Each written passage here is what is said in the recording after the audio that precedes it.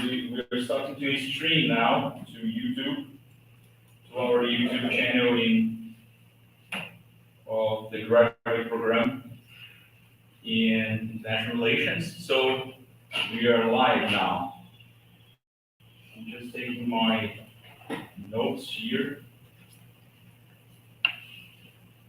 Great. So good afternoon, guys. Good afternoon, everybody. Or good morning, good evening, the moment you are watching this class. My name is Igor Castellano da Silva.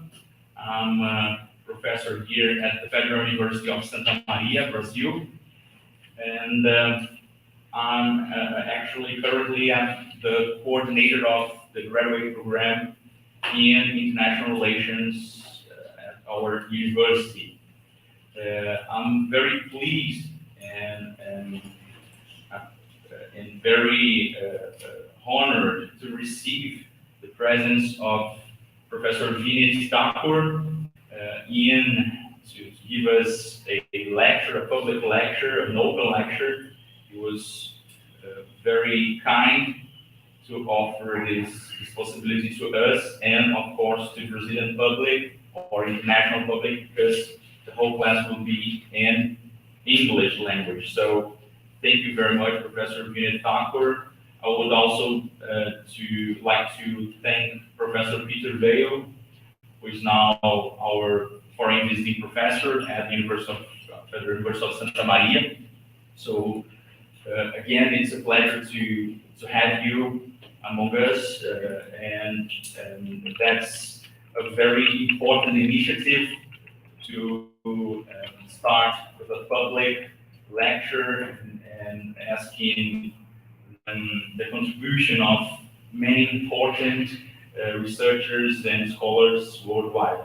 So thanks very much, Professor Peter Vale. Professor Peter Vale is now the responsible for our current course here called Advanced Seminar on International Politics and Society. So among the classes and the sessions you have in this course, this one is the last one, and it's an open class with the topic called Decolonizing IR and Race. Actually, the topic of the course, the whole topic of the course is rethinking IR and IR theory. So it's a theme pretty much important, is in the main debates nowadays in our discipline, in our field of knowledge.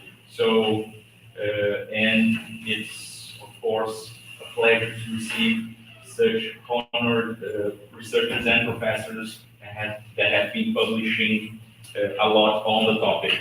I just wanted to introduce Professor Vineet Thakur. Professor Vineet Thakur has a PhD from Jawaharlal Nehru University, sorry about the pronunciation, in New Delhi in 2014.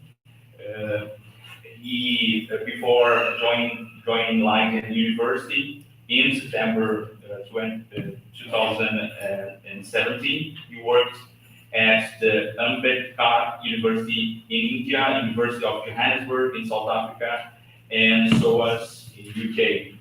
He has also held fellowships at the University of Cambridge and the Netherlands Institute for Advanced Studies. He is a member of the governing board of the European International Studies Association. His research interests are broadly in the politics of knowledge production from the global south, especially within the discipline of international relations. He's also a diplomatic historian with expertise in India and South Africa. He's the author of the book, South African Race and Making of International Relations, co-authored with Professor Peter Vale, and as well other books such as Jan Smuts and the Indian Question, Postscripts of Independence, Foreign Policy Discourse in India and South Africa, and the most brilliant, The Imperial Discipline, Race, and the founding of international relations as well, with Professor Peter Vale and Professor Alexander Davis. So we again thank very much Professor Vineet Thakur, and in the name of the university and the graduate program in international relations at the Federal University of Santa Maria, I thank as well people that are watching in YouTube, as well as students are here and professors as well invited to follow this lecture. So thanks very much, and I hope you enjoy this event. Thank you. Professor Peter Vale. Thank you. So good afternoon, and let me say good evening to my friend and co-conspirator. I thought what I should do is give some background to this lecture, and maybe I can do that in the form of a report on what we've been doing for the last 6 weeks of the course. This was an advanced course in international relations in the uppercase and international relations in the lowercase. And what we've had is critical discussions on many things. We've had conversations on visual culture. We've told a lot of jokes and watched a lot of cartoons. And we've also talked about representational form. But as we've done that, we've also tried to talk about the war in the Ukraine, because these things are invariably linked together. And it's often in the university setting when you talk about theory, you don't talk about practice, just as people in practice don't talk about theory. International relations lives in many places at the same time. That's the point I want to make. And it also lives in several centuries at the same time. And I don't think we recognize that that is the situation in IR. Migrants cross borders sometimes in historical patterns, but they're punished by modern rules.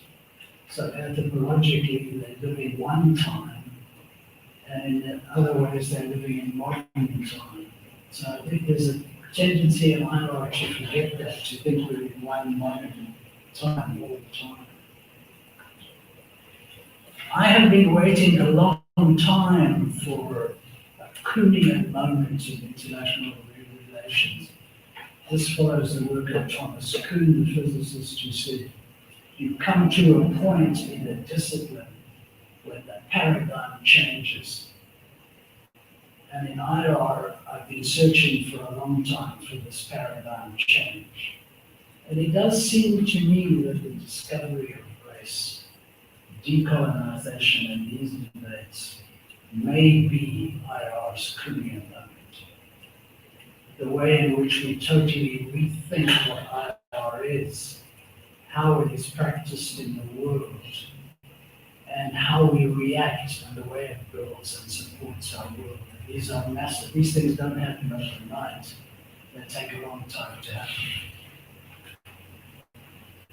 So, Vineet Thakur was my postdoc student. We met on a cold winter's day in a city called Stellenbosch. When he walked up to me, he said, "Are you Peter Vale?" I said, "Yes." And then he said the thing that every professor likes to hear, "I like your work." And we started a conversation. We started a conversation maybe 15 years ago. It hasn't stopped. We haven't stopped talking. And regularly, every day, every 3 days, we have a conversation of some kind. We tease each other.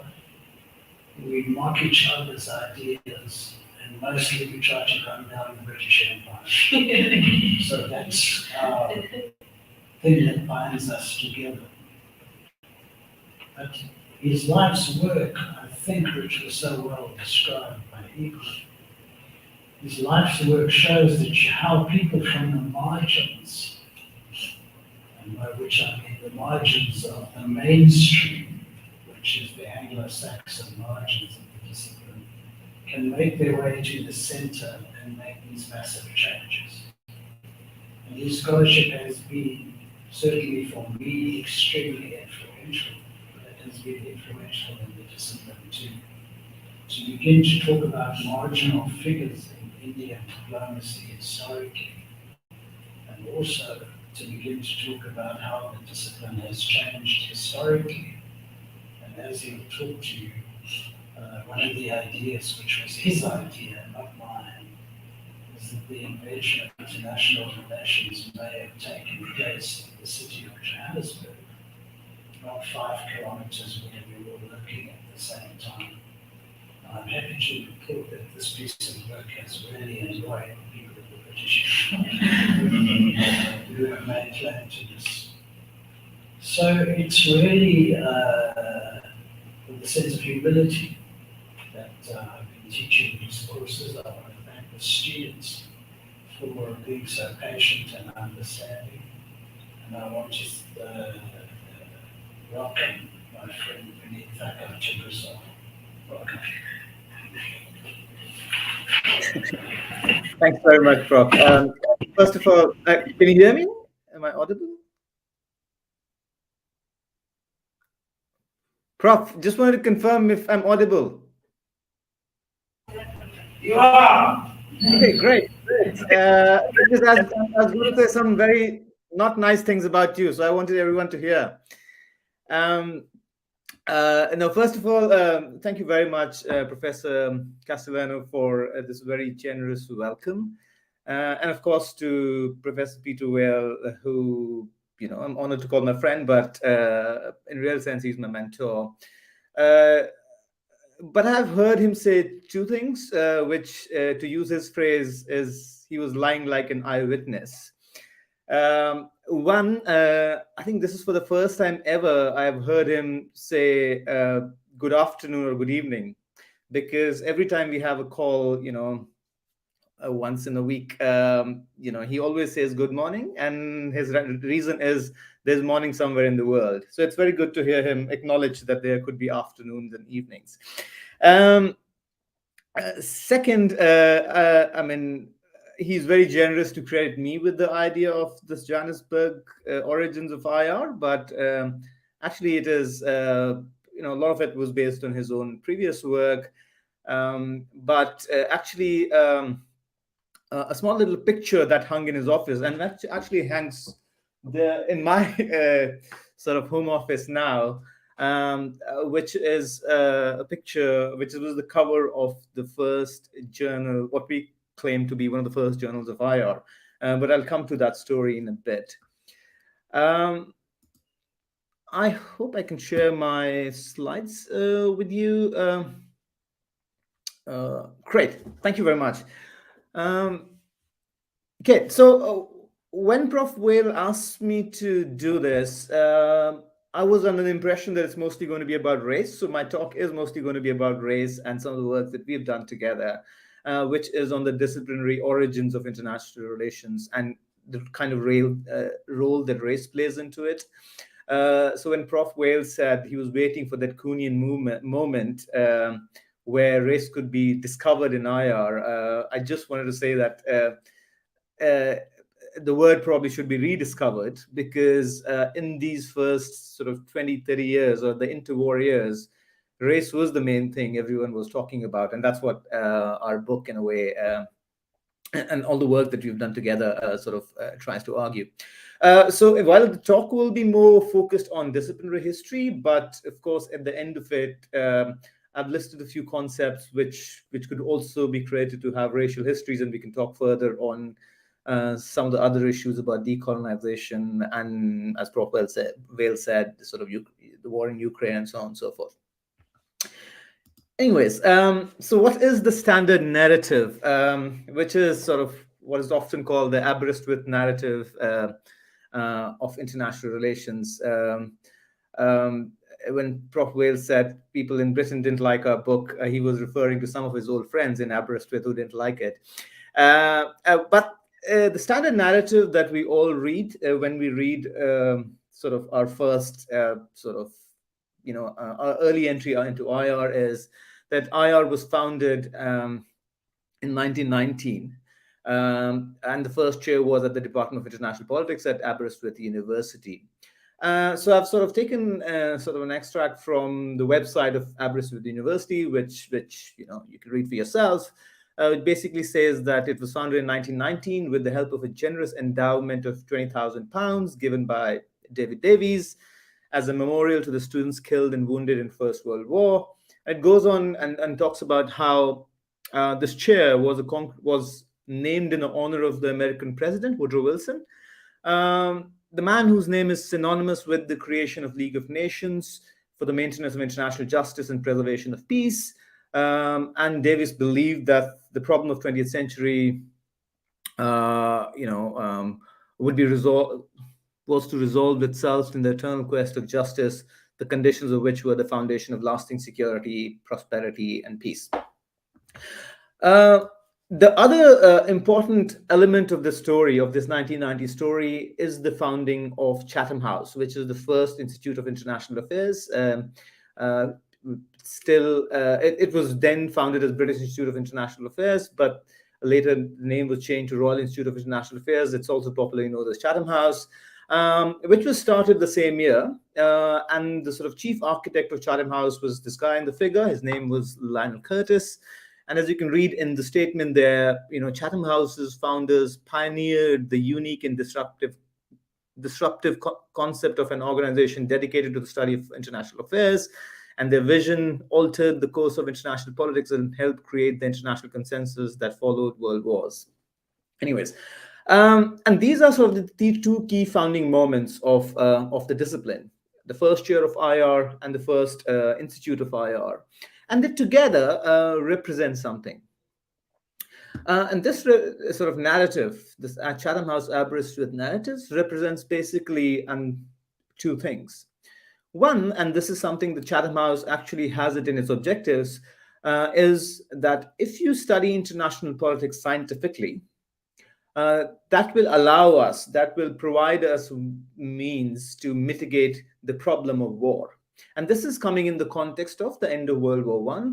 And the rationale is, the problems of the world until now are being solved by the politicians, and politicians really can't look beyond their nose. And it is the politics of the politicians that has led us to this war, this devastating war. So how do you solve this problem of war? How do you make sure that there is no more war? And the rationale the Chatham House and sort of these early chairs of IR have is that, well, if you study war dispassionately and scientifically, it will reveal to us the fundamental issues, fundamental causes of war. And once you understand those fundamental causes, you can try and mitigate war. So professors need to sort of come in front and sort of push politicians in the background to understand war. And second, and this is something that you saw in that statement from Aberystwyth, in this founding of the discipline of international relations, it's a very moral enterprise. They think of sort of this discipline as this new discipline as a discipline that needs to bring in peace, justice, forged in the fires of war. That's, I think, one of the statements in that quote. So it has a very moral language. The idea is that ending war is a moral quest, and you need to do that through scientific means. And these are sort of the basic two assumptions that we have about the starting of war. What I'll sort of talk about is what is this war, and that's what Prof. Vale and talk about, that this understanding of war is not how war is generally understood to be, sort of, a problem between countries and so on and so forth. I'll come to it. But before doing that, I wanted to sort of say a few words on why is it important to know that history and read about that history. One could very well argue that, the past is another country. We don't live there anymore. So why do we need to sort of read that history? Do we need to sort of read about that history or read about how IR started? Shouldn't we be concerned about how IR is being shaped right now? So what is the relationship of that past to our present? And that's a genuine question to ask. Why do we worry about 1919? I mean, when we are in 2022, how do those narratives sort of shape the world for us today? And there are sort of different ways of thinking about that, but I've sort of classified them into these three clusters. To argue that our past indeed shapes our present. The one way to look at it is what Robert Vitalis calls disciplinary nationalism.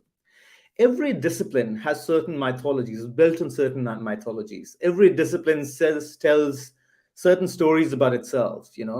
That's how disciplines legitimize themselves. And in that performance of legitimization, certain positions are sort of codified as sort of products of intellectual progress, whereas others are consigned to what Duncan Ben calls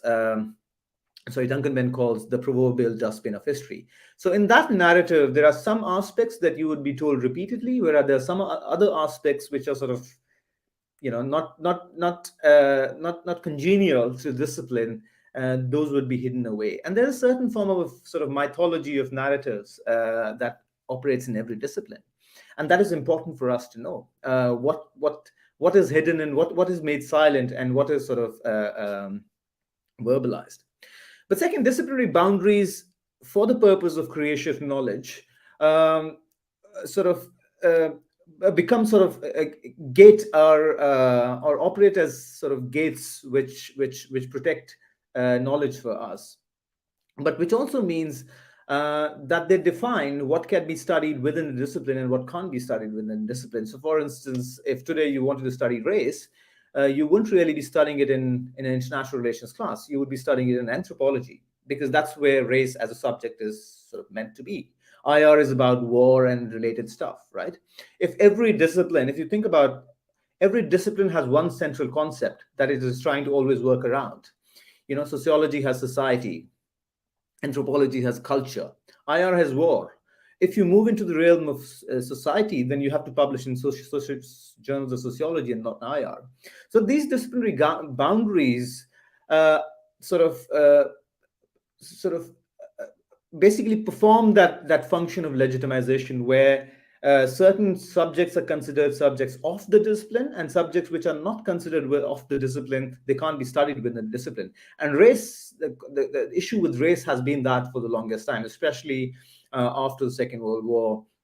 Race or works on race completely disappeared from international relations, or they actually became sublimated and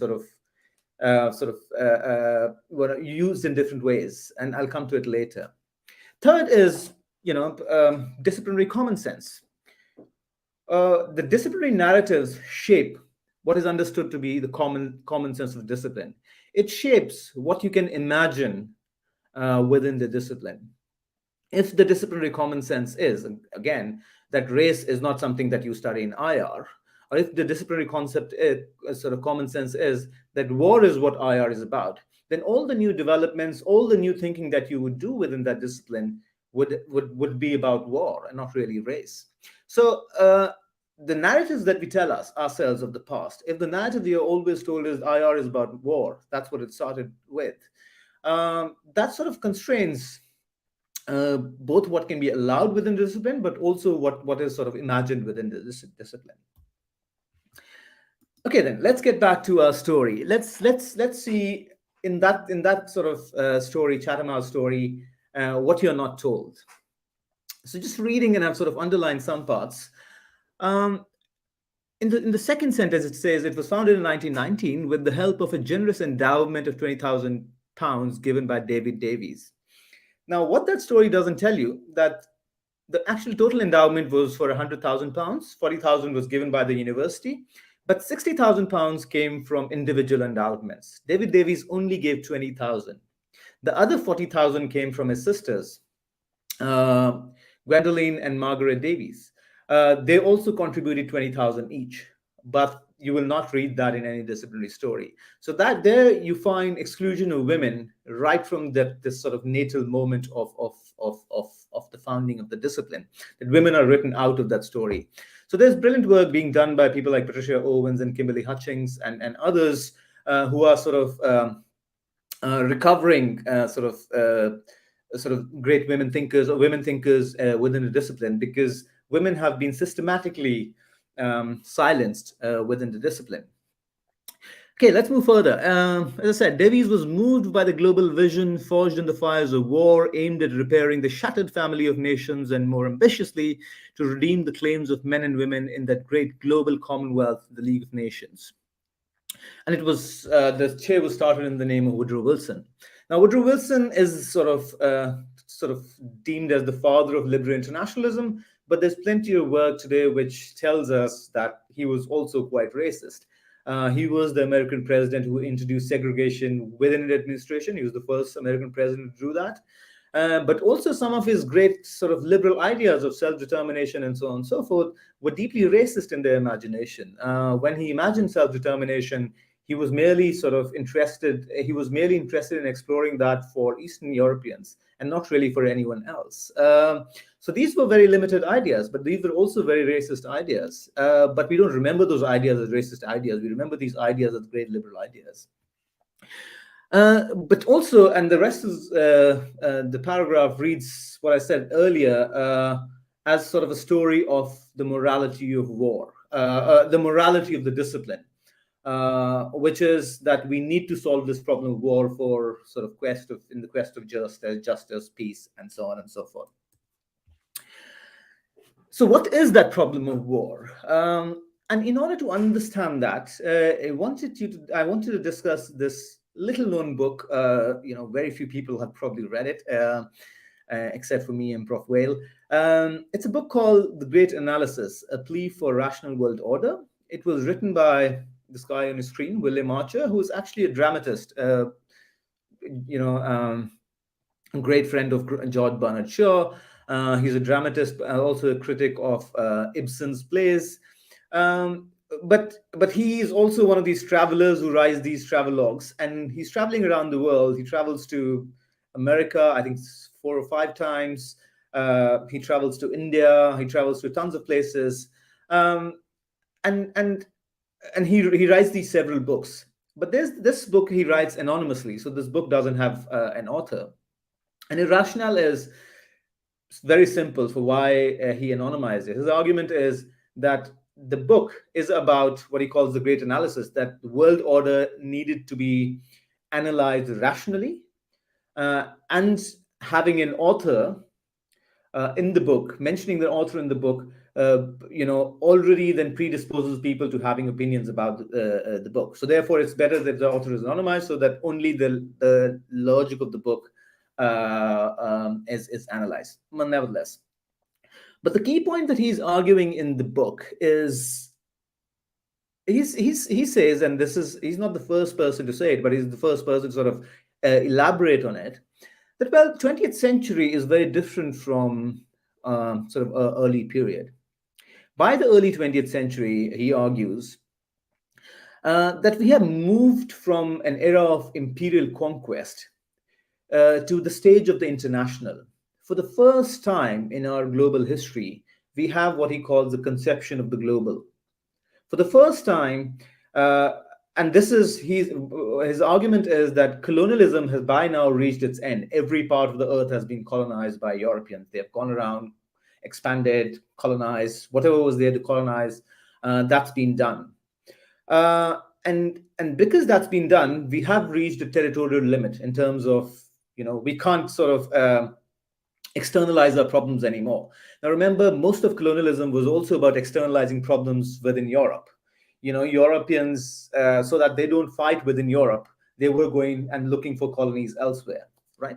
So the argument is, well, that phase is now over. There are no more colonies to expand into or conquer. And therefore, in the historic stage that we have moved into is different from the previous Columbian stage, this Columbian stage of exploration. The new stage is what he calls this international stage, where for the first time we have a global imagination. And the problem now is no more a problem of expanding, but a problem of management. We've expanded as much as we could. We have to manage what we have. We have to manage this globe. We have to manage this new international that we have arrived at. So therefore, new policies or new thinking about the world cannot be based on the principles of conquest. They have to be based on the principles of control. It is basically a management exercise. Governance is now a management exercise. and not really an expansionary exercise. And that, in some ways, is sort of a profound realization, because he is drawing from another thinker just around that time, from a very famous thesis in American history called Frederick Turner thesis. And Frederick Turner had argued in this article in 1892, he was trying to compare American expansionism and Europeans, or political systems in America and Europe. And Frederick Turner had argued that Americans had developed these very vibrant political institutions of democracy and so on and so forth because of the American frontier. Because every time the state wanted to sort of assert itself on individuals, the individuals could just move out of the boundaries of the state into the frontier, which meant that this sort of vibrant individualist spirit of the Americans remained intact because they could just expand, right? Whereas he argued that was not the case with Europeans. It's a land where immensely sort of dense population, and therefore all the political institutions that you have. With the constantly expanding population, they're not able to cater to the demands of the population, and they can't really expand within Europe, although they do expand outside the colonies. So within Europe, you see emergence of authoritarianism and so on and so forth, because individual spirit and pluck, that British word, is sort of suppressed. And therefore, Turner was actually warning the Americans, because by the sort of early 1890s, this sort of the frontier had been conquered. And he argued, what now? We've covered the frontier. Are we going to become like Europe? So William Archer is using the same argument, that we've arrived at that stage of the frontier is over as far as international or as the global is concerned. Now we have to manage what we have. The new wars, the forthcoming wars, will be these wars of management. Now, remember, in the European sense, the 100 Years' Peace from 1815 to 1914, that period is called period of 100 Years' Peace because they were, barring one or two wars, there were no major wars in Europe because Europeans were fighting wars everywhere around the world, right? So William Archer is arguing, well, that phase is over because you can't externalize your wars. The new problems, the new wars are going to be between the Europeans, either within Europe or outside or in the colonies. And that is something, if you've read a bit of Lenin, Lenin was also arguing. Lenin argued that First World War sort of was this sort of capitalist war, where because capitalists had basically were fighting among themselves for the colonies. This was an argument that W.E.B. Du Bois was making, that First World War was essentially about a war for the colonies. And William Archer had basically sort of theorized this whole thing. His argument was the new wars are going to be wars for the colonies. And therefore, the new governance system that he was arguing for ought to be primarily about managing what he called the native problem, or what was at that point called the native problem, because the new wars are going to be about the natives, one, controlling them, how do you control them, but also the problems of race amongst the natives and the settlers. Because across at least the white Commonwealth around that time, there are major issues in terms of, the relations between indigenous population and white settlers. So the war that he is warning against is this global war, sort of, and primarily driven by this question of race, primarily driven by a racial question. It's not really the interstate war that we think of. We kind of think of war as interstate war is a function of that global racial divide. It's a war for the colonies rather than sort of interstate kind of war that we think of. So why is all of this? So in terms of setting up this background, why is all of this important? So Robert Vitalis has written this brilliant book called White World Order. I've forgotten the title, sorry. And he argues there that, the first Journal of International Relations that we know of, Foreign Affairs, was actually first called Journal of Race Development. And the argument there is that, well, international was about sort of racial at that point. Imperial and racial was the international. And this is something that Prof. Vale and I have also worked on. But we come to it from a different angle. We come to it from a country that both of us know. I mean, Prof. Vale, of course, knows it much more than I do, South Africa. Now, remember all the things that I've just mentioned, that, it's about race. The next war is about race. It's about management of colonies. It's about the native problem. There is one place on the globe where all of this was sort of happening at that moment, or actually had preceded even Archer's piece. And in fact, a lot of the global white thought was being shaped by the politics of this particular country, and that country was South Africa. Very sort of simply put, South Africa had the Second Anglo-Boer War, or the Second South African War, from 1899 to 1902, between primarily the English, but the whole British Empire came together actually against the Afrikaners. And it was a bitterly fought war over 3 years, where the whole might of the empire took 3 long years to defeat basically, a sort of a militia comprising of about 45,000 sort of Afrikaner farmers. And that generated a lot of sort of, anxiety amongst the British, within the British Empire. That how do you maintain an empire where, when you can't even fight, when you can't even defeat this sort of small farmer population, easily. But nevertheless, at the end of that war, the chief concern was that there was this divide between the Afrikaners and the English, which had led to this war. But also there was a bigger concern, which these internal fights among the English and the British was not being addressed. And the bigger concern was a huge native population. Prof. Vale can correct me on sort of the figures. I think about 90% of the population within the South African region was Black.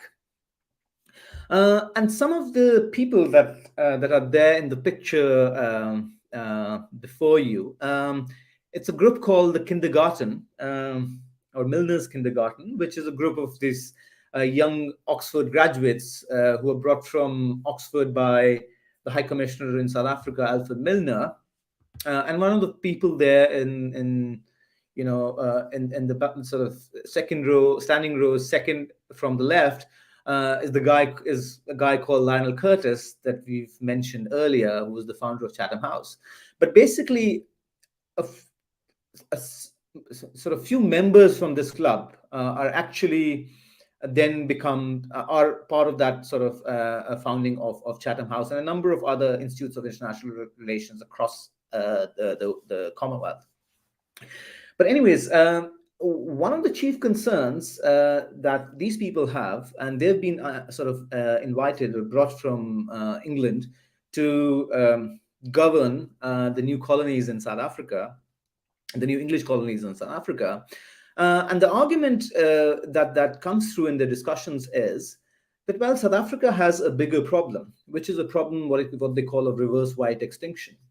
That, if whites don't come together, this whole sort of overwhelmingly population of Blacks is going to sort of, overwhelm them. And at some point, there might even be massacres of whites. They might be completely sort of erased off the map.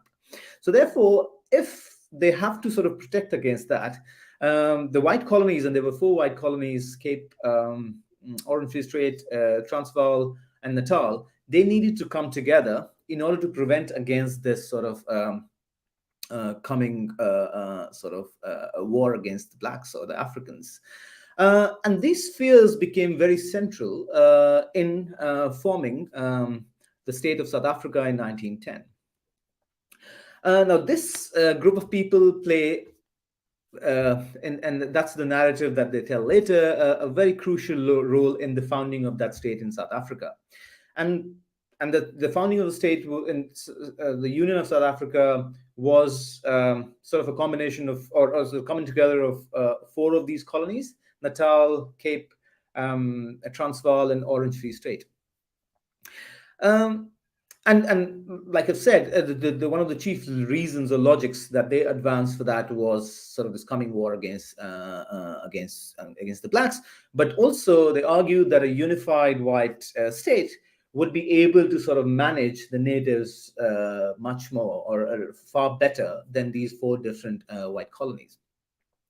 But more than why they wanted the state, the crucial issue for IR as a discipline is the way they constructed that state, or the way in their own narrative that they constructed the state. And the logic that they use, and Lionel Curtis in particular argues, is that in order to create this sort of reality of statehood, you need to create certain kinds of knowledge, which would sort of propose the eventuality of this sort of the statehood.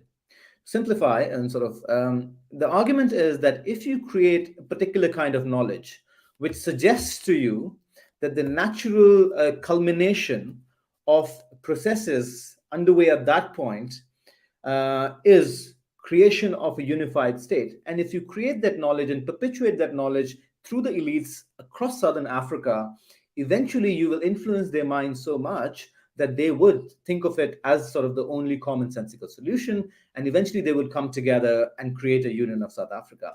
It seems a bit wild, when you think about it. It's almost sort of conspiratorial, but that's exactly how they thought, and that's exactly how they went about their business. So this group, Kindergarten, took a number of initiatives, but there are three sort of key initiatives that Prof. Vale and I talk about in a book. One is a set of books called Government of South Africa.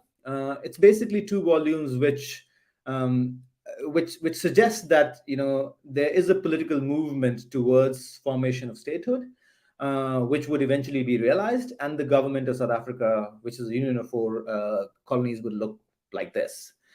Now, the second initiative is what was called Fortnightly Club, which is basically a debating society where a number of people come together, they discuss ideas, they present papers, discuss ideas, and disseminate these ideas. And then such clubs sort of are replicated across the Union of South Africa through what were called closer union societies. So they opened these small clubs around the country, and 64 of such clubs were opened around the country, which were basically open for debating ideas of the Union of South Africa. And the third key initiative is the one that's in front of you on the screen before you. It's a journal called The Start, or in English, The State, which is also sort of on the wall behind me. And this is the cover of the first volume. And the journal is quite explicit that the purpose of this journal is creation of a state in South Africa. The journal starts actually in 1908, 2 years before the actual creation of the Union of South Africa. But the purpose of the journal is very clear, and they clearly argue is that it is to create a union out of these 4 formerly warring colonies. And the figure on the cover is also quite interesting. It is, if any of you have been to Cape Town, a city that Professor Vale hates, I think, because of his connections to Britain. But if you go there, it's a beautiful city. Don't believe him when he says it's not. And if you go to a place called Rhodes Memorial, which is sort of almost a Greek temple made in the memory of probably the most notorious racist of all time, Cecil John Rhodes. And you will find that figure, that statue at Rhodes Memorial, because the statue was made by George Watt in the memory or in honor of Cecil John Rhodes. So, and Cecil John Rhodes, his dream was for a union of a union of South Africa. It eventually that would expand into a British state in Africa, and because he was an imperialist, so there he has this Cape to Cairo imagination of this unified British African state under British sovereignty or under British control. But it started with this vision of South Africa, a union of South Africa, and this is what the journal sort of very emphatically is trying to sort of visualize a new union. And then, so this is the South African story, and these initiatives do play a part in an eventual creation of the Union of South Africa. But the real story for us starts what happens after this. So these bunch of, white Oxford graduates now think that they have managed to create a union, a state, out of these four former warring colonies. And they begin to argue, what if we replicate that system onto the British Commonwealth, onto the British Empire, where we try and create sort of a unified, or rather a federal state at the level of the British Empire. So, and that's again a term that comes from Lionel Curtis, the British Commonwealth of Nations. And in order to sort of create that Commonwealth of Nations, in order to create that organic union of the Commonwealth, they basically replicate the same model that they had implemented in South Africa. So they start a publication, a journal, which is meant to do exactly the same thing as the state was meant to do. And the journal is called the Round Table, which some of you may have seen. It still runs. It's a journal, and we argue that this is, alongside Foreign Affairs, the first journal of international relations. And because it is completely modeled on the South Africa journal, so the origins of that journal go back to South Africa.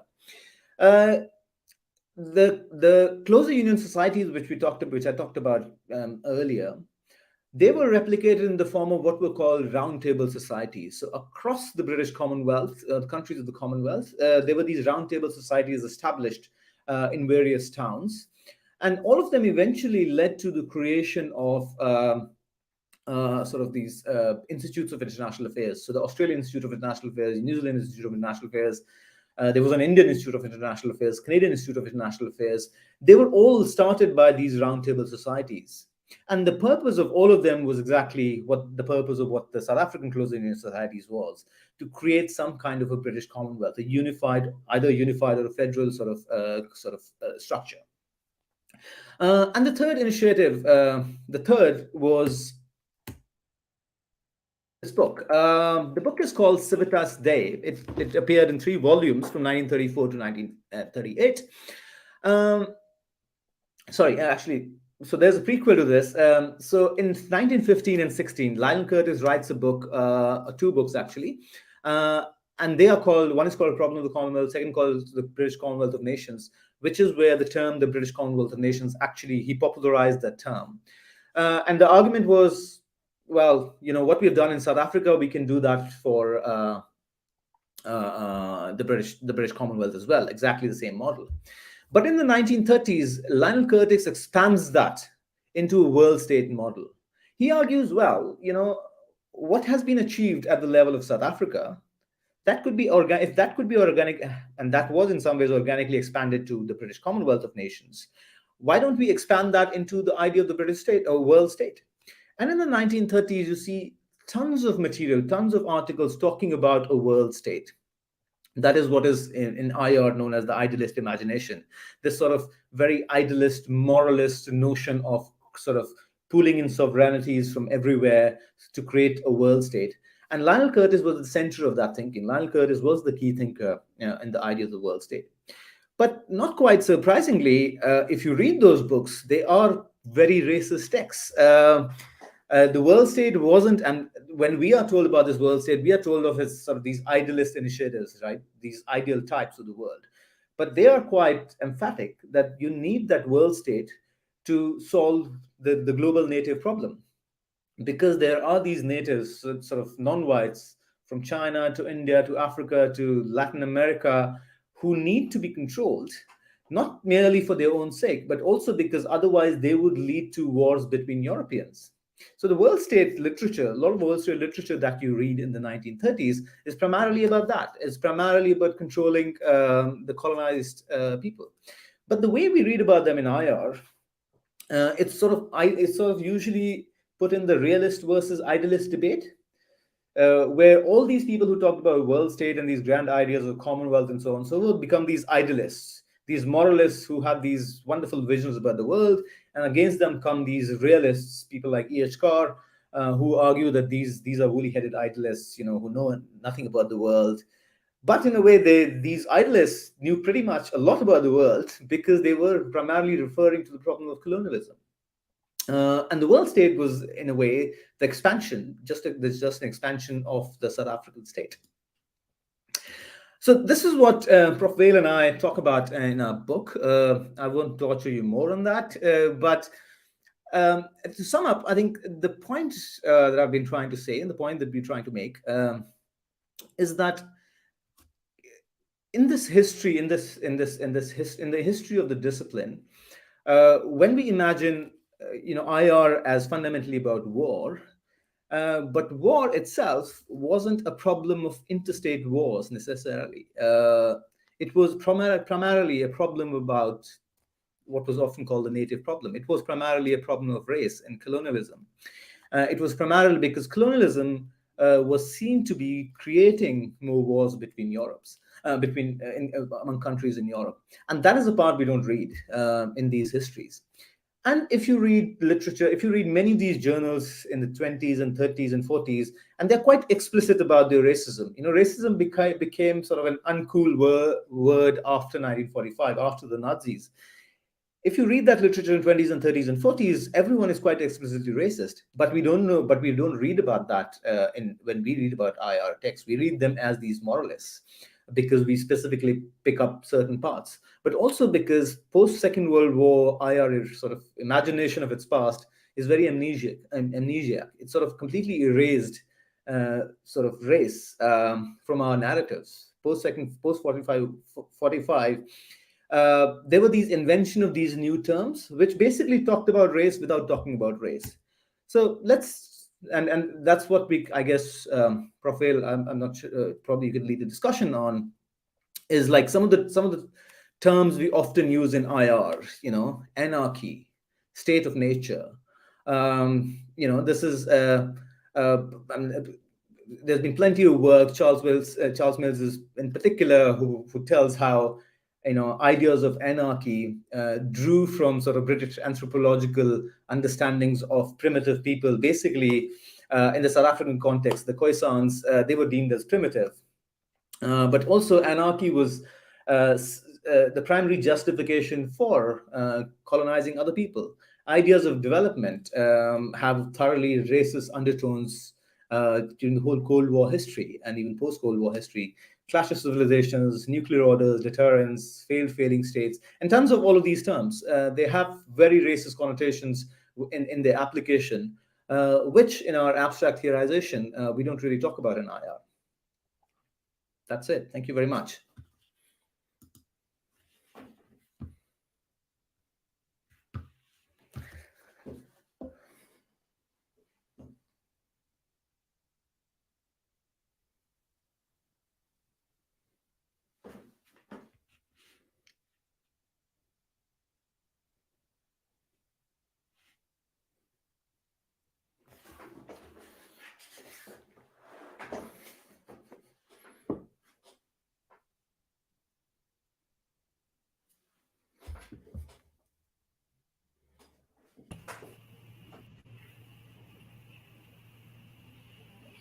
Professor Thakur, thanks very much for your lecture and your brilliant presentation.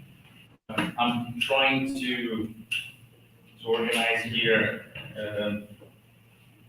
some questions we have from students and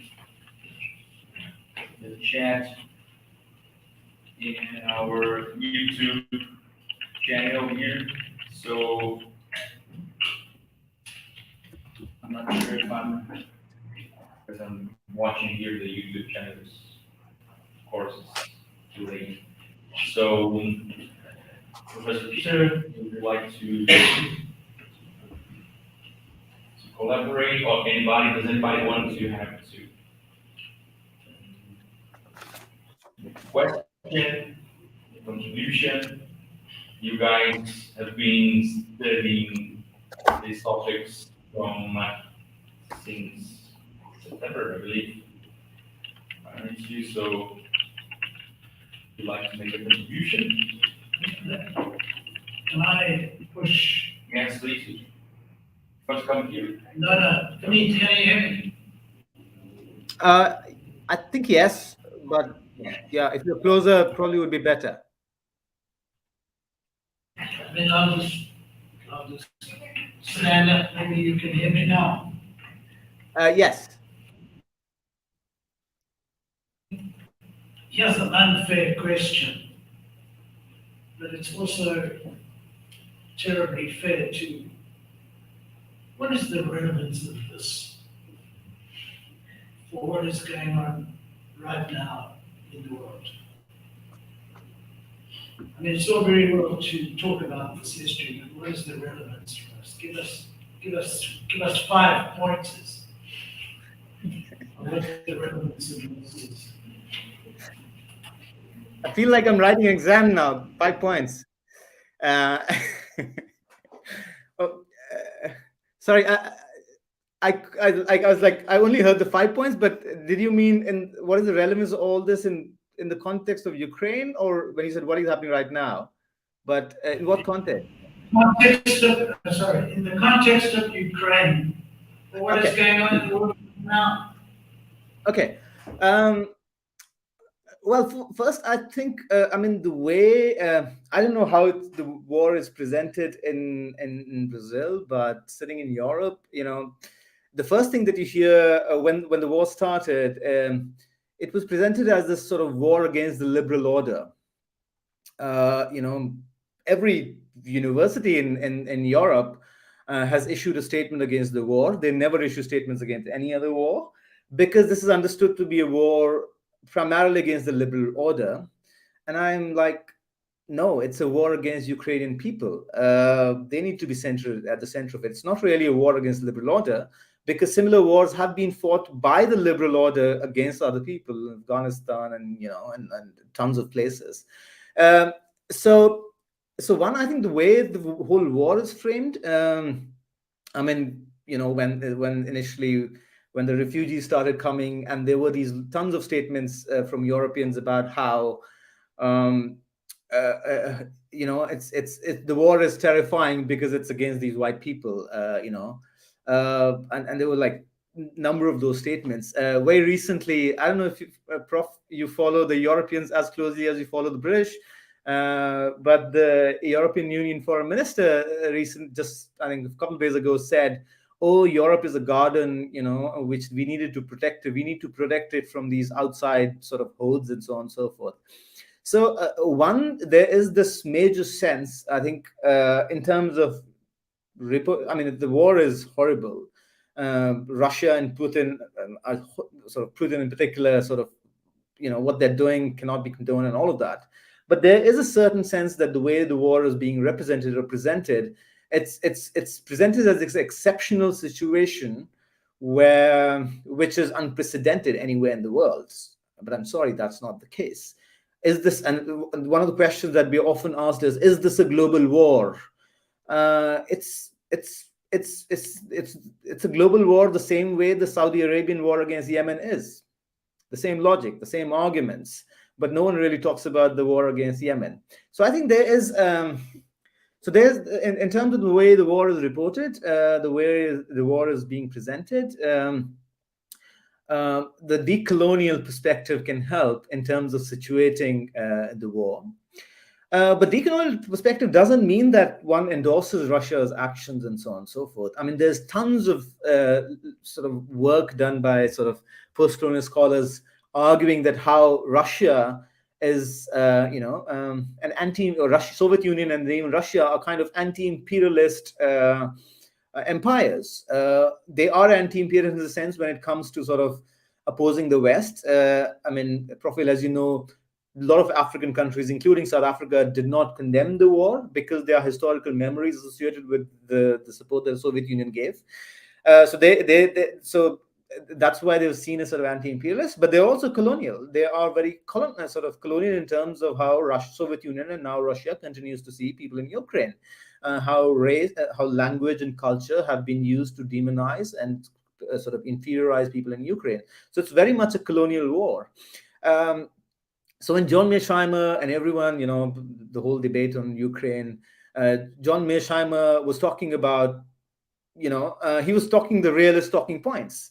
And a lot of criticism that's coming of John Mearsheimer is, oh, you're looking at sort of great power politics, but what about Ukraine's perspective? Great points. But where were the realists until now to talk about Ukraine or any other country's perspective? Realists have always talked about great power perspective. Mearsheimer has never been sort of criticized so much for anything else he has said, and he's said terrible things in the past. But Ukraine perspective, and which is the theorization that's always talked about the perspective of the oppressed. It's the decolonial and post-colonial perspectives.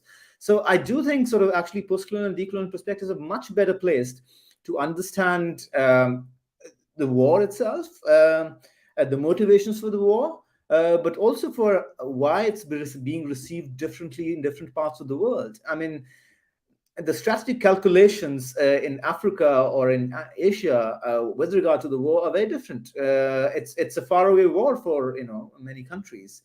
A few days ago, and no one talks about this, a few days ago at the United Nations Human Rights Council, there was a vote against racism on sort of racism and questions of repatriation. You know which countries opposed that?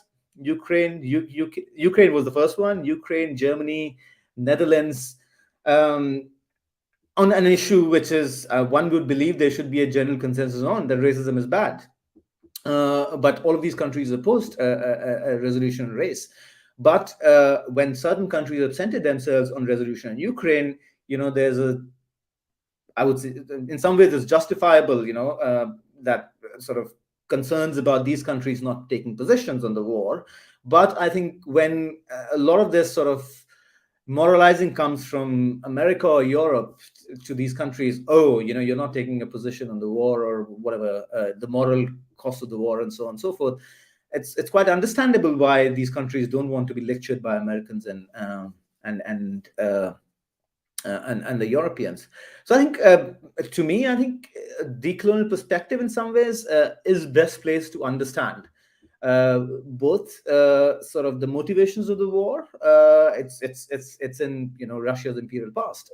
It's in how Russia sees itself as a colonizing power, and one has to call Russia sort of a colonial power. But also the responses from other countries, why they are so concerned and not very gung-ho about liberal international order, is because that's not really being benign on several parts of the world. Prof. Vale, sorry, I didn't give you answer the 5 points, but I hope these were satisfying enough. Thank you. Let me try to engage the debate. So, Professor Thakur, again, thanks very much for your lecture. Since I've read the main book on race and colonial IR, I was wondering that I was pretty much touched by your thesis and Professor Vale's thesis as well, and I started to think about other empires that even came before the British idea of Commonwealth. For example, the Portuguese Empire and the Spanish Empire as well. We could also include the French Empire at the same time as the expansion of British Empire. And as I could realize, even with the support of some of the main brilliant researchers on the decolonial theories, for example, Walter Vignolo, they also make contributions on the idea that when you created the Portuguese and the Spanish Empire, you also created the idea of racial international relations, but under the sense of a formal discipline, so a formal subject to scientific study. And so Darwin was more direct to the idea that the classification or categorization of people in terms of race began with the instrument of the Portuguese and Spanish Empire or even in maybe in a minoritary sense, English Empire in the Americas. So I was wondering if what's the difference between this intention and formal organization of South Africa and idea of making the whole project of international relations from the British Commonwealth, the difference between this intent and then the previous intent of Portuguese and Spanish empires of creating a more localized international relation system between Europe and America, but as well as in South Atlantic relations. For example, if you're going to see the problem of slavery and the inclusion of African Atlantic coast.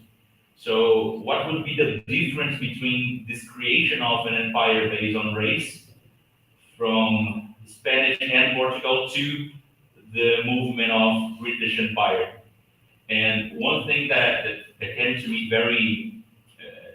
that I believe is very important is that in British Empire, the creation of a proper international relations discipline was involved. And I couldn't see that in Spanish or Portuguese. But I would like to hear from you what would be your insight on that matter. Thanks, Professor Thakur. Yeah, thanks very much. I mean, I am no expert, and I think, I know very little about Portuguese and Spanish empires.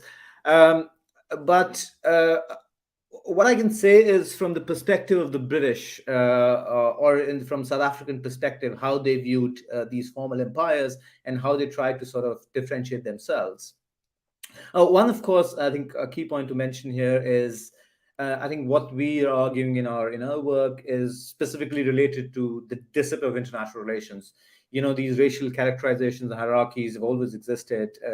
Not always existed, but they came with colonialism, and there was certain sort of impetus that was provided by colonialism, and they also operated in different contexts and in different ways.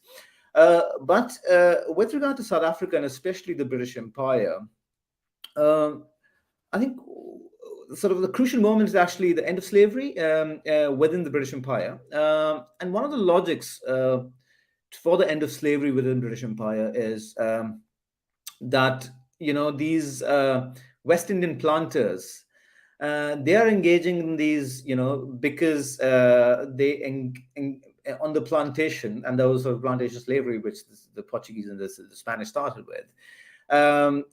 They were these immoral sort of organizations where the masters engaged in sort of these immoral activities and sort of impregnated, raped women, and so on and so forth, which created this whole class of mixed race people and so on and so forth. And that was seen to be in the British Empire a problem because it's sort of morally repulsive to them. But what do you do with these mixed race people? Because they don't fit any sort of in terms of racial characterization. Also, for instance, in America, one of the reasons why America was opposed to colonization was because they didn't want to sort of their argument was for racial purity, that if we go and colonize other places, we'll become like the Portuguese and the Spanish. We'll create this whole sort of population of mixed race people, and what will happen to our racial purity? And that, in a way, this fear of sort of contamination, sort of racial impurity, started this whole eugenicist movement in Britain, in particular, from the 1870s onwards. The fear of the mixed race. And in South Africa, this is a particular problem because of the very small number of whites. Because the argument they're advancing is, well, if we go into the Portuguese and the Spanish path, we will be we will, no longer be here because 9/10 of the population is black. So the fear is not only of physical violent extermination, but also sort of extermination of the white race itself. And therefore, British colonialism, especially in South Africa, is very clear about and it is actually around this time, and we also talk about it in the book, that the ideology of segregation becomes sort of state policy. So when the Union of South Africa is founded in 1913, Jan Smuts sort of has this,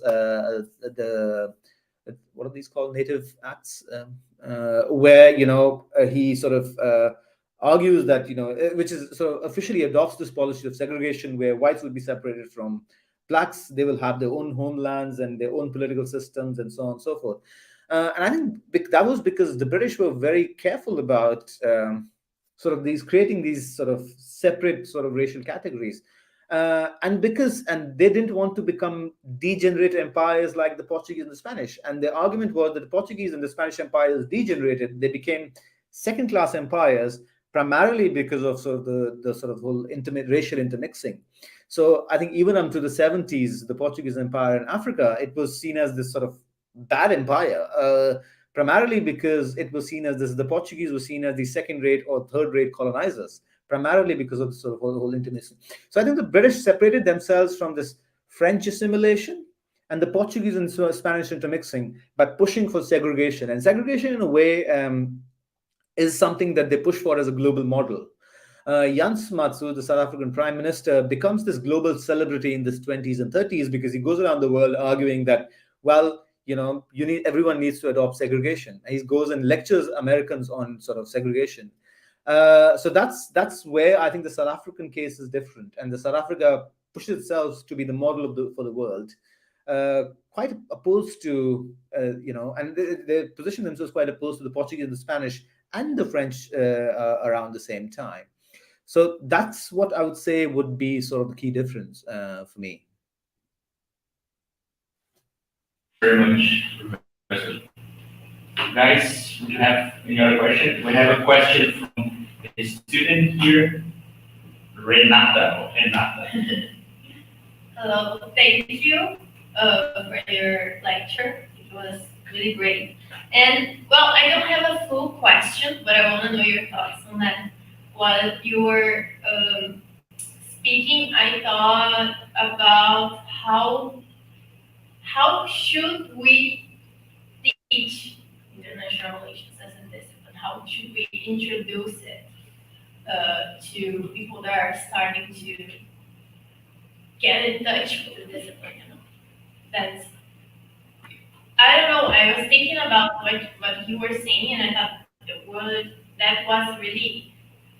There were amazing historical facts about the creation of the discipline that are silenced, and I was thinking, should we introduce it with the mainstream narrative and then deconstruct it after, or should we start anew?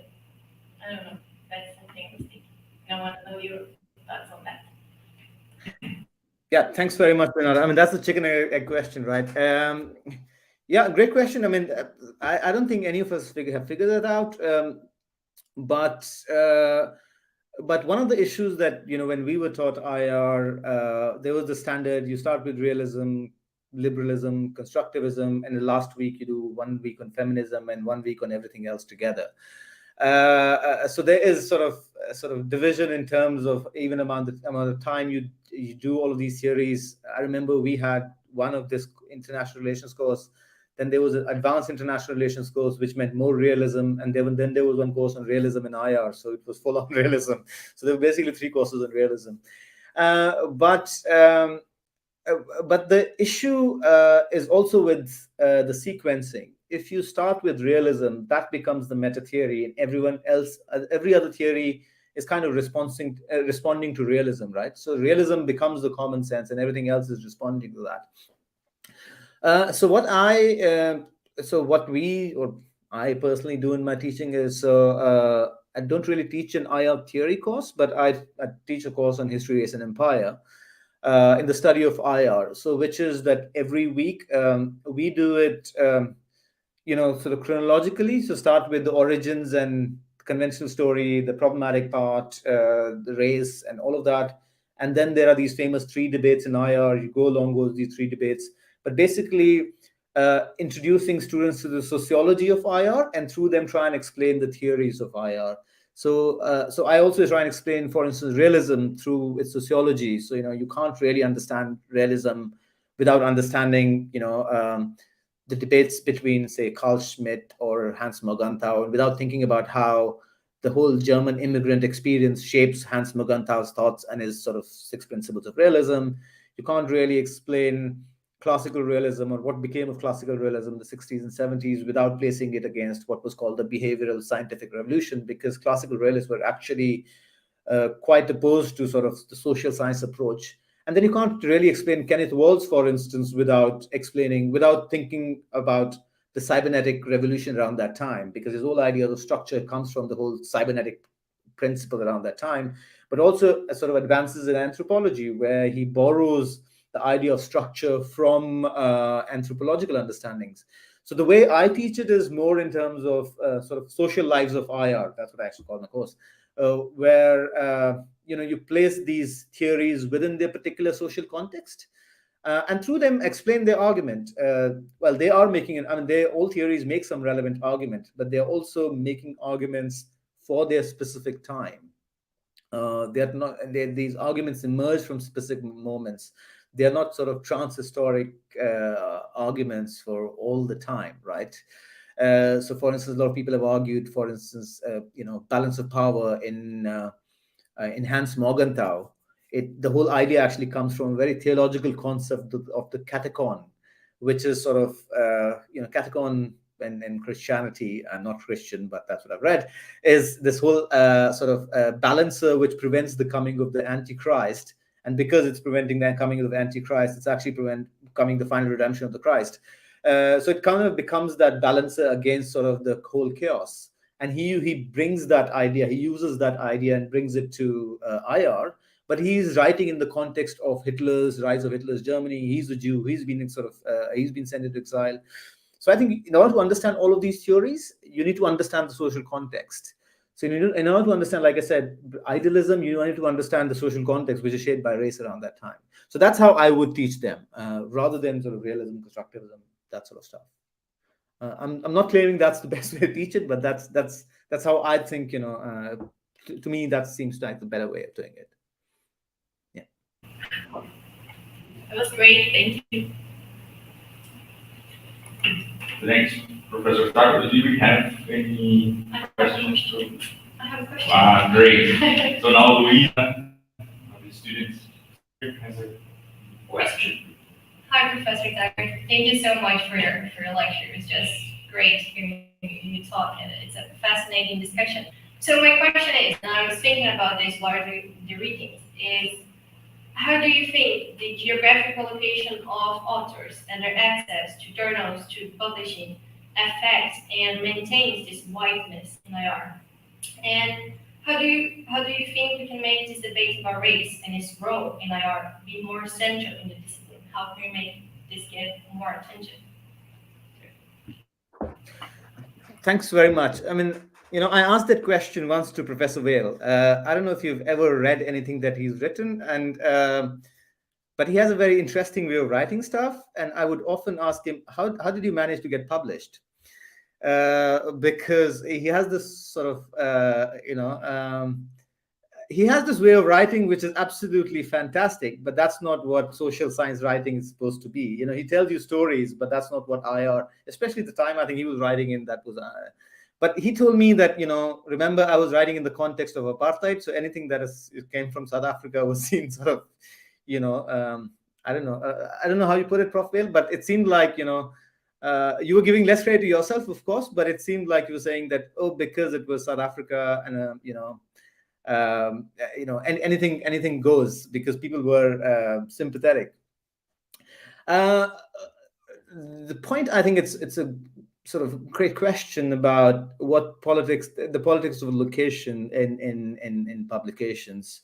I mean, any journal you pick, I think it's very clear that it's people in the metropole who get to publish.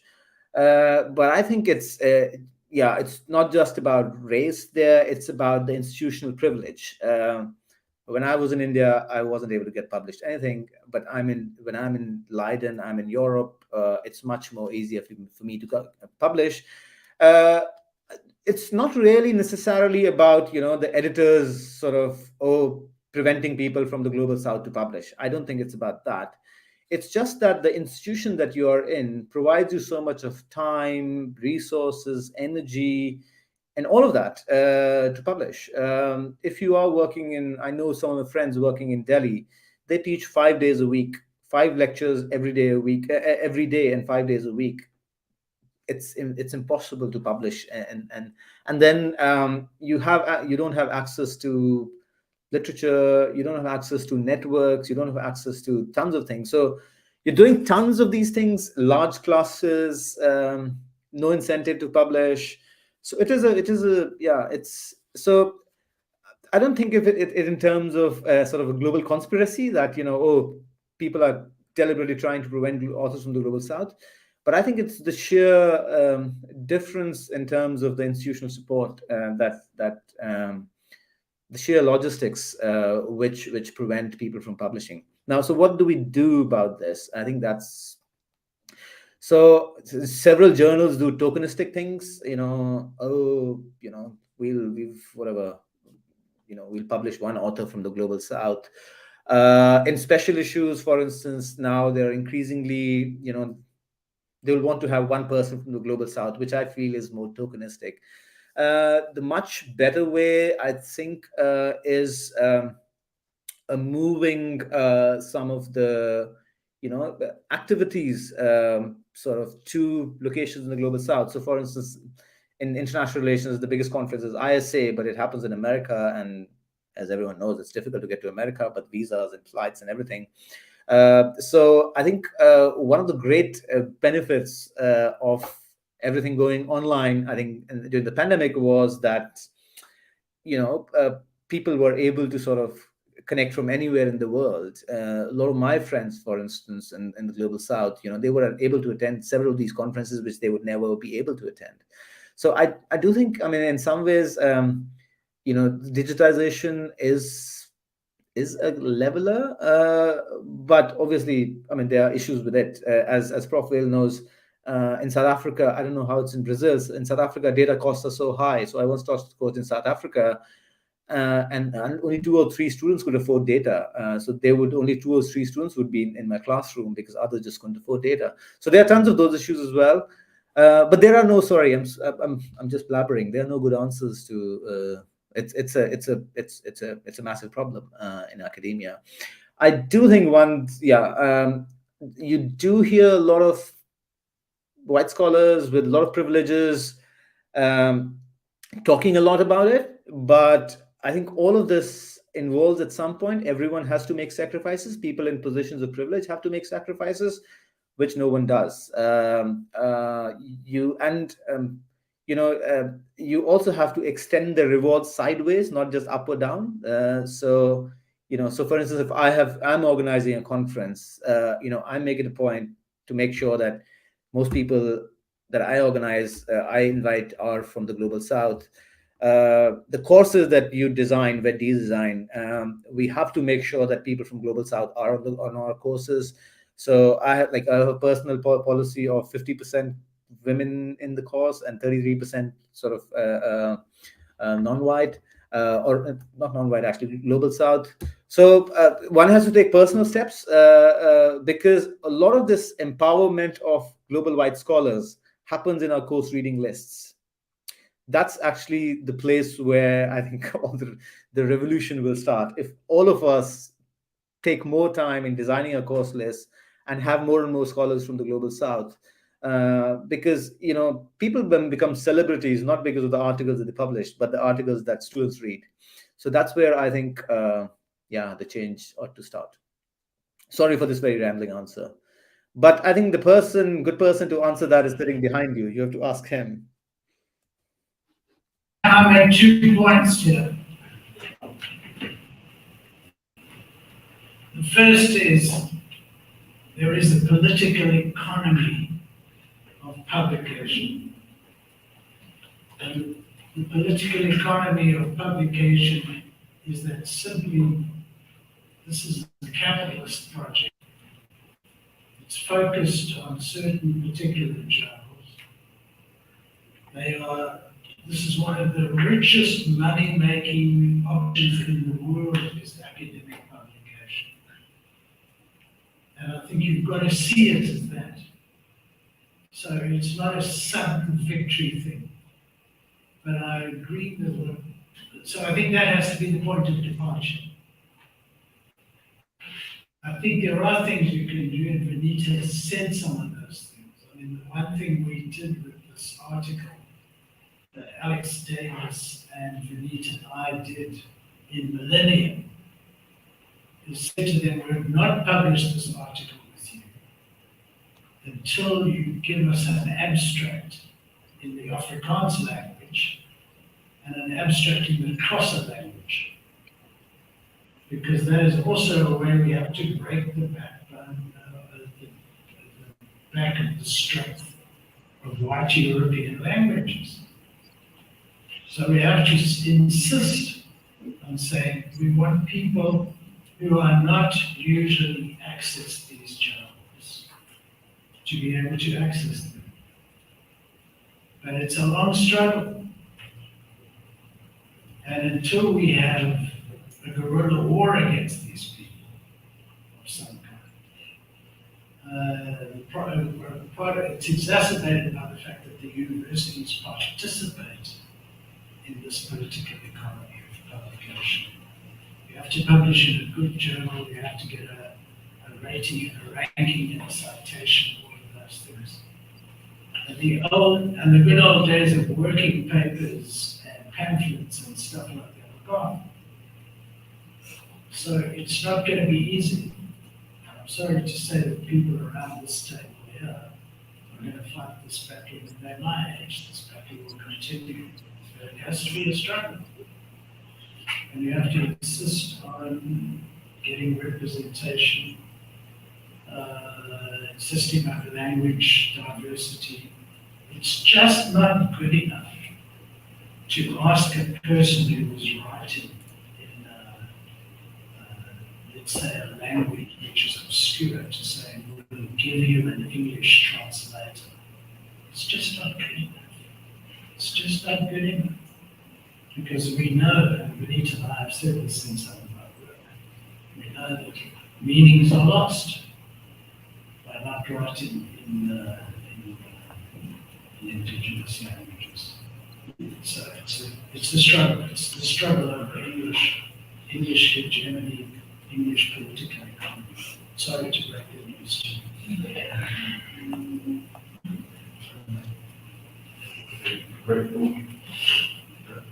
You have a question? Silvio? And just like,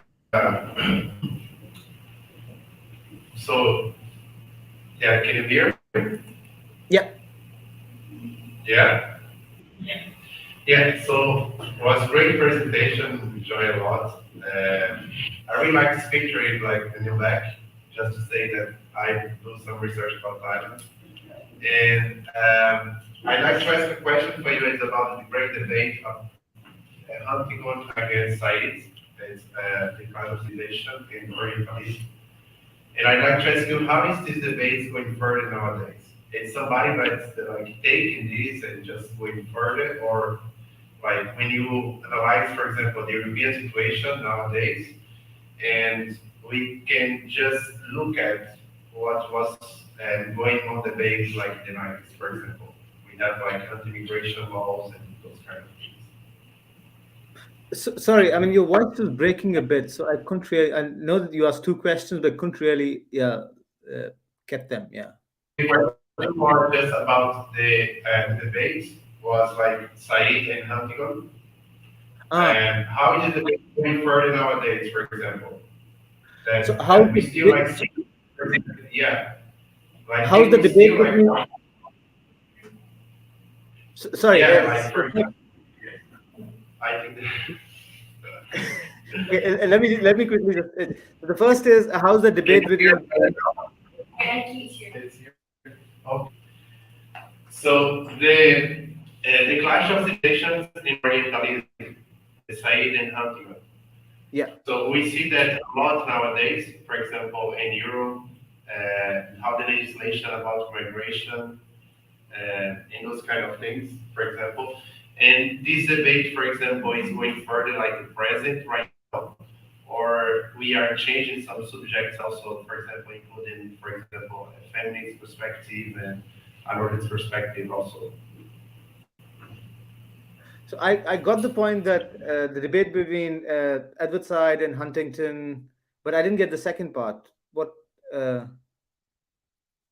And this is very present nowadays. For example, we were debating this like the 90s, for example. Oh, so And so how is this debate relevant for today? yeah, how this continues, for example, it's like a continuous point for we are debating nowadays. For example, we have the laws in Europe that trying to block, for example, Yeah. non-Europeans to come for the European Union, for example, and how this perspective is going working nowadays. So how is that affecting what? Sorry, I'm sorry to sort of yeah, because I'm not getting the last part. So how is this debate being held in Europe today? It's going further, like further nowadays. Like we still Further. debating that nowadays. Oh, okay. Are we still debating that? Is that the question? Yeah, Oh, okay. debating. Yeah. Okay. Yeah, one would think that Huntington is long dead, but unfortunately, it seems like not. I think it's, I mean, what you're seeing in Brazil, I guess, with Bolsonaro, in India. It's not just in Europe. It's kind of, the rise of the right everywhere sort of has fostered this sort of, clash of civilizations. I was just reading, I think, on Twitter just today morning, somebody referring to clash of civilization and all that crap. I don't know how to respond to that question. How is it panning out? I mean, I think there is that. I don't know if any of you read Thomas Piketty's new book, Capital in the 20th Century. And he has this very interesting argument, which has been critiqued. And his argument is that, the former divides between the poor and the rich, the voting divides are gone. Today, the divide is between, the rich, the super rich, they're voting right wing. The poor, they're voting right wing. It's the lefties are all in the middle class. They are the remaining lefties. And because it's a consolidation of vote of the super rich and the poor, which is leading to the right of the rise of the populist. And in some ways, it's always been it's a familiar story, right? Where if you think about it, Labour parties across the board, when they started, or for most of the period, they were white Labour parties, and one of the reasons or rationale for their founding was always trying to protect the rights of the poor whites against the non-whites, right? So there has always been, and that's, I think, what right wing is very good at, fragmenting the working class or the poor, or the working class and the sort of peasants. And I think some of the debates about identity, and that's also sort of the danger with the colonial stuff, right? Because it focuses so much on identity. Sort of it and that's sort of standard leftist criticism of decolonial stuff, that by focusing so much of an identity, it fragments sort of the solidarity of the oppressed. But to be fair, it's also unfair. It's sort of unfair to critique the marginalized for fragmenting, when it should be the ones who are more empowered within the oppressed who ought to sort of attend to the concerns of these marginalized. So if it is white working class, so if the movement has been fragmented, and the blame is put on sort of the non-white working class or the non-whites, and not on the white working class, because they've benefited out of this, whiteness, the whole idea of whiteness. So to me, it's sort of placing the blame on the wrong side, because the blame is always put on sort of those who are wanting to decolonize. So to get back to your question, and if at all, I understood it well, the Huntington Edward Said debate that happened in the 90s, I mean, Huntington was very crude in how he put it, right? But there is a certain sense of, at least in our time today, it's not as neat as we imagine it to be. Whatever, there's a evil right wing and there's a progressive left wing, and there's these evil ideas. I mean, a good example, Rishi Sunak, who was elected as, sorry, Prof, for mentioning Britain, but I know you watched 5 hours of BBC today. But Rishi Sunak, who was elected prime minister, and it's somehow strange that all the non-white and minority prime ministers have always been elected by the Tories. Why is it that right-wing parties somehow seem to be electing non-white, even in the British cabinet? A lot of these non-white, entitled non-white candidates. So I do think sort of the whole debate is much more complex. It's not white against black. There is a lot of, again, the term that's often used, intersectionality of race, class, and gender, that we need to sort of think about. The side and Huntington debate in the 90s was a kind of a clean debate in terms of their positions. But I think today we have to take a much more intersectional view of all of these debates. Okay, sorry, that's the best I could sort of muster together as an answer. But I mean, I'm not sure anyone has good answers to that, to what's happening today. It's befuddling. Yeah. Thank you.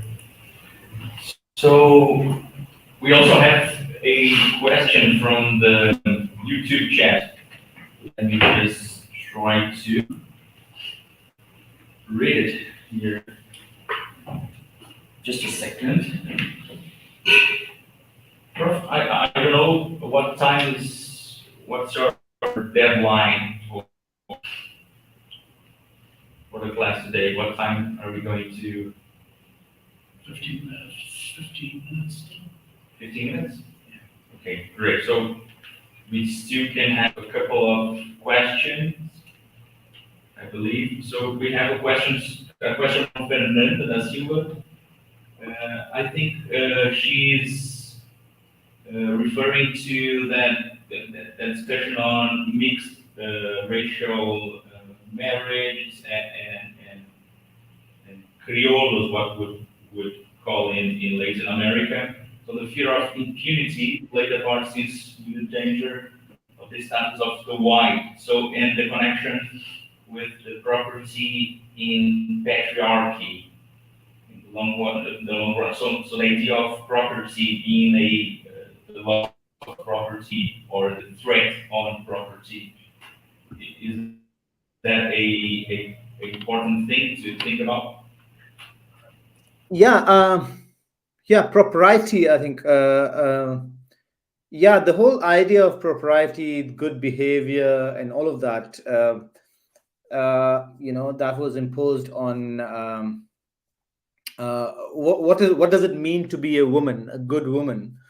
That is patriarchal. That idea is definitely patriarchal. But you're absolutely right. That's also sort of related to this fear of miscegnation, or in the Dutch context, there's this brilliant book by Gloria Wekker, and the book is called White Innocence, where she talks about how 19th century ideas about womanhood, white womanhood, sort of came about, where a white woman, a good white woman, was supposed to be plain, sort of asexual, plain-looking, sort of domesticized, sort of at-home wife. And anything that was and whereas black women were seen to be deviant, sexualized, and so the idea of womanhood was this idea sort of defined by this notion of propriety, but propriety meant being very plain, and anything that was deviant from it physically. So, which also meant that that this famous sort of picture of Saki Batman, because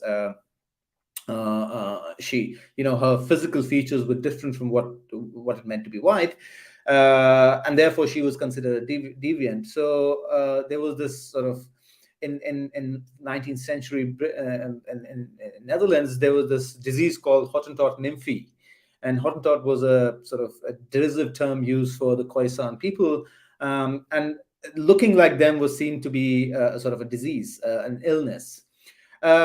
So in terms of how you looked, how you behaved, these norms of propriety were designed within patriarchy to a great extent by that fear of miscegnation. So I think you're absolutely right. There's also great work by people like Silvia Federici, Caliban the Witch, and so on and so forth, which also talks about the domestication of women and how that domestication of women was very much related to colonization, the whole sort of the principle of colonialism and so on and so forth. How when white women were sent, first white women were not sent to the colonies when these, but when they were sent to the colonies, how they were expected to behave in certain ways and so on and so forth. So there's tons of that literature which connects patriarchy, notions of propriety, good womanhood, to what you just said about non-white people. So yeah, great question. I also have one more question, Professor Thakur, if not bored. So I have a question. I wanted to bring the discussion back to that proposal Professor Vales mentioned before in the beginning of the presentation, as well as you did. The idea of a Kuhnian revolution, proper revolution in international relations field or international relations theoretical, and that is very interesting because we're trying, particularly I'm trying to always try to bring epistemological or meta-theoretical discussions for students to understand how theory is organized themselves and also how this theoretical effort is socially connected to groups, to epistemic communities, and so on. And we've been seeing, I believe, for at least 30 years now, a huge discussion, debate on meta theories to understand, on the use of meta theories to understand international relations theory development. So we had a huge important proposal during 2000s on the possibility of Lacatosian or of Ingrid Lacato's meta theory to understand the organization of international relations theory. After that, we could see important issues and editions of the International Studies Quarterly, as well as European Journal of International Relations on other possibilities of meta-theoretical proposals. For example, Larry Loudon's idea of research tradition and so on. But actually here, at least in Brazil, the main popular proposal is still the idea of inter-paradigm or paradigmatic, we could translate here in Portuguese, debates. So great debates and translated as paradigm battle or paradigm struggle. So, and of course we have generations of debates, and one proposal that is also related to this idea of paradigm struggle that came from Joseph Lapide as well as from Robert Cohen, that you could see in international relations a great paradigm change, bringing from departing from a real or realistic or even a rationalistic kind of science to a reflexivistic kind of science.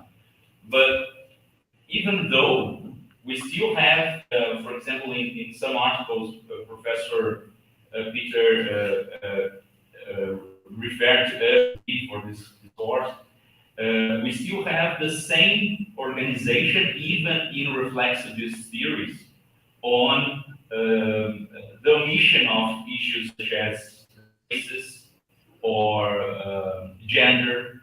So, would this Cuneian revolution be related to that, or would you still sustain that the Cuneian revolution in international relations theory was the revolution from the 1980s and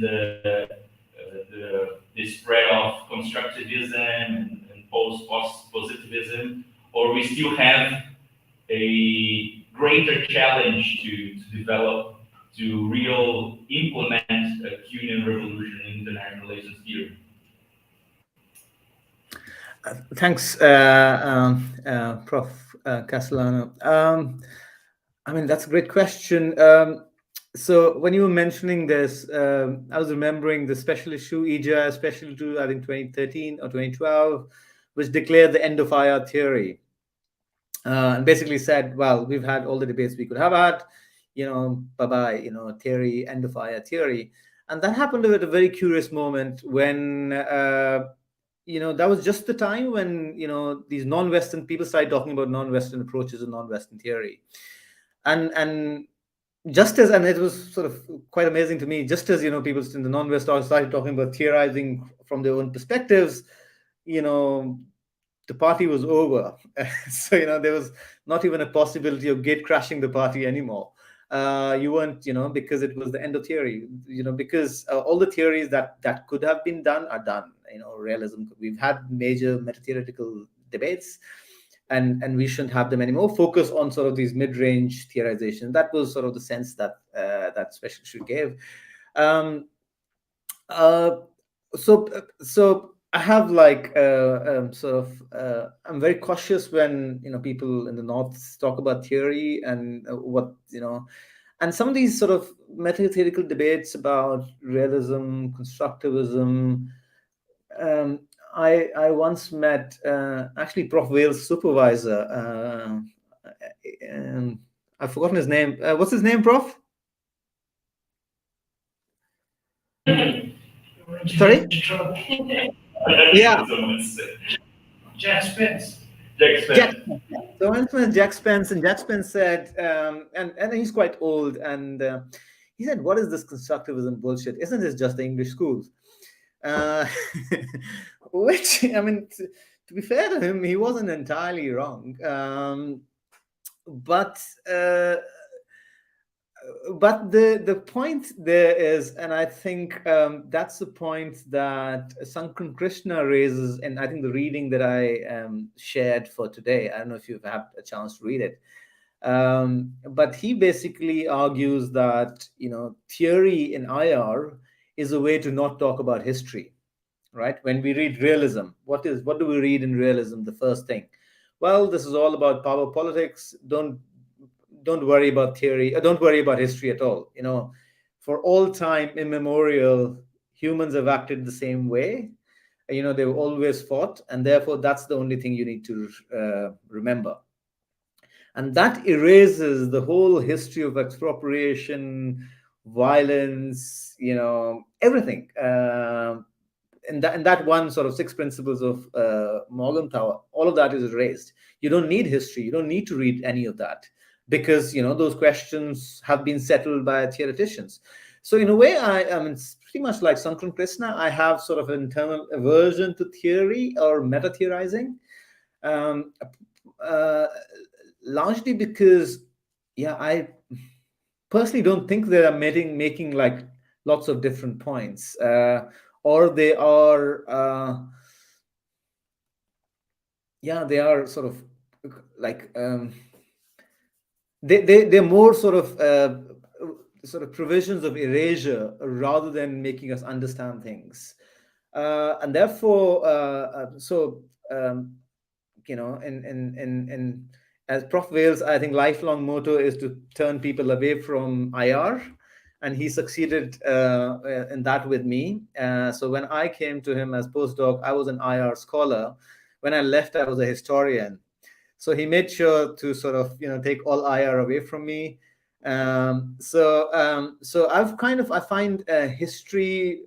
I'm not saying history doesn't have a problem, but sort of a historical understanding, a better way of thinking about these things rather than sort of meta theories.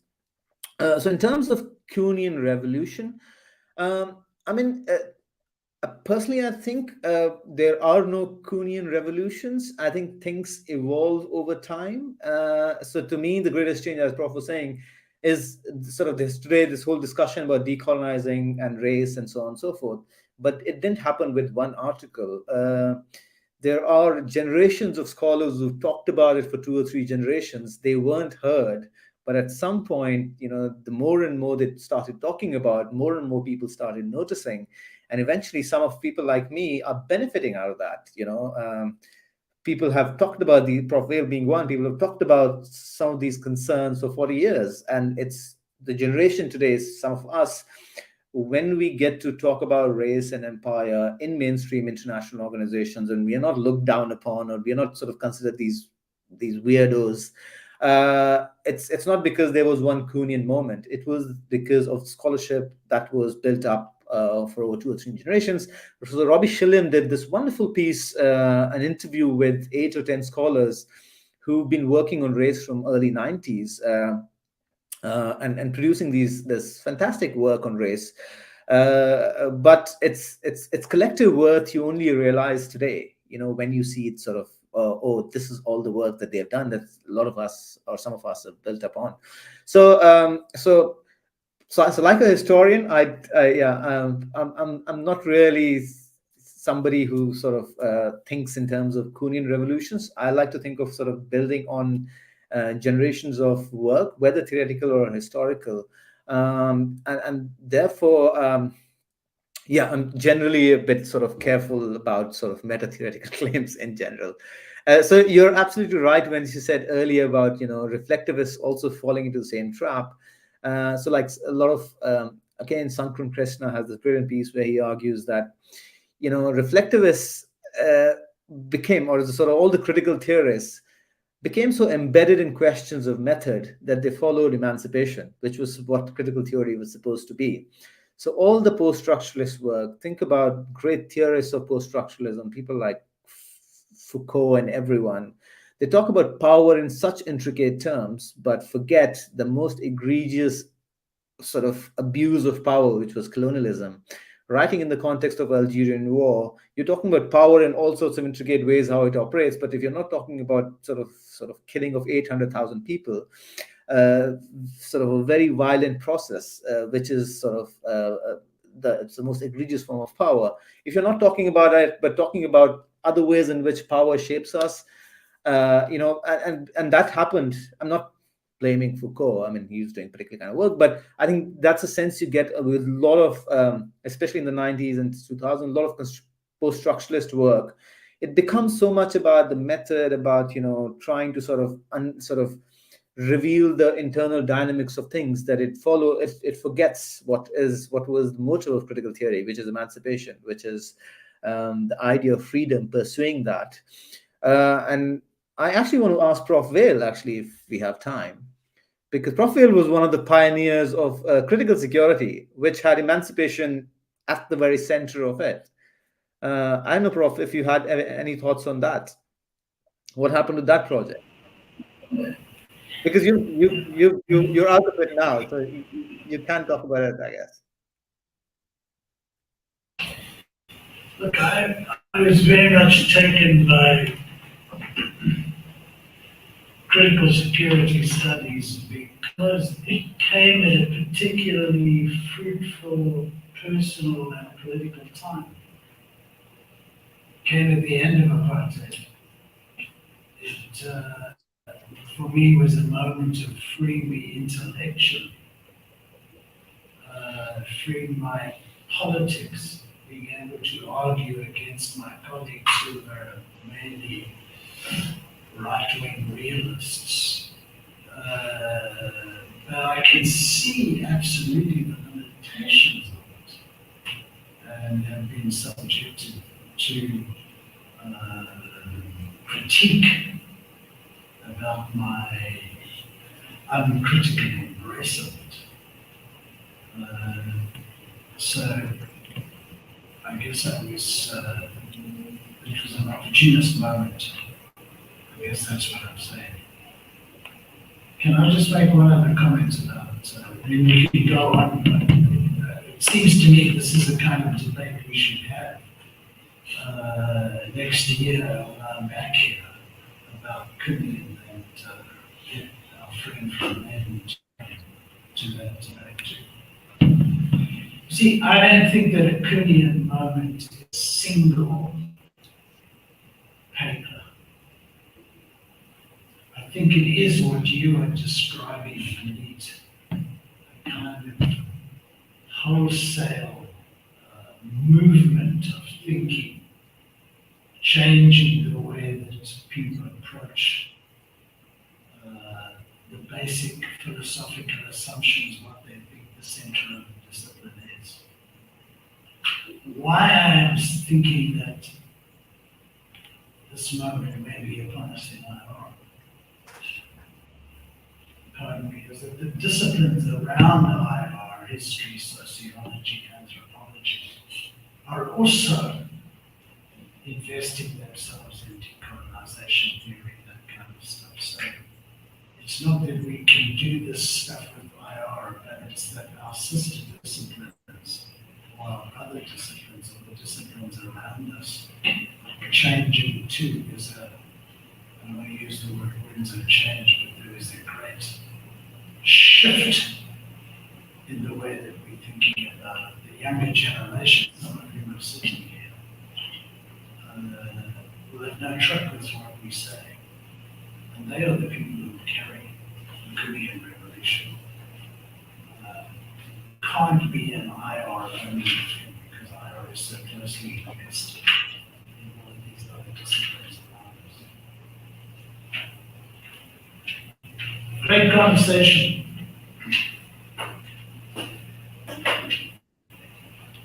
Professor Thakur, thanks very much again for your terrific insights, for the talk, for the lecture. This was a huge contribution for our still infant graduate program in international relations. So your contribution was central for our development as well as for our internationalization initiatives. And we also wanted to invite you for next versions of this meeting, or even possibly a personal visit to Brazil, to Santa Maria. That would be wonderful to welcome you here at our institution. So I thank you again. I wanted to thank as well the people that are watching our YouTube channel, either live or through the record. And I wanted to thank as well the students that are here, but mostly the students that helped us to organize this event. So thanks very much. Work, and they help us a lot. We are very engaged in the idea of developing this university in the sense that it's an actor or a part of the education system in Brazil and of course in the global south. Well, thanks very much, Professor Vineet Thakur, for your kindness to be with us here this afternoon or any other part of the day. Thank you, No, Mr. Thakur. Yeah, I also want to really thank you and Prof. Vale for organizing this. I think it's been a wonderful experience for me too, and for everyone, all the students and everyone who made the time, to sort of and ask questions. And I've really enjoyed this session. Thank you so very much again. And also, I must say, I almost never see Prof. Vale. He hates being in front of the camera, so it was good to see him in front of the camera. You can see you're engaging him to be a superstar. Thanks for Yeah. that. That's like our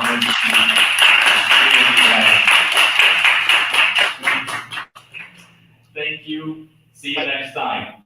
Bye. Thanks. Goodbye, everybody. Thank you.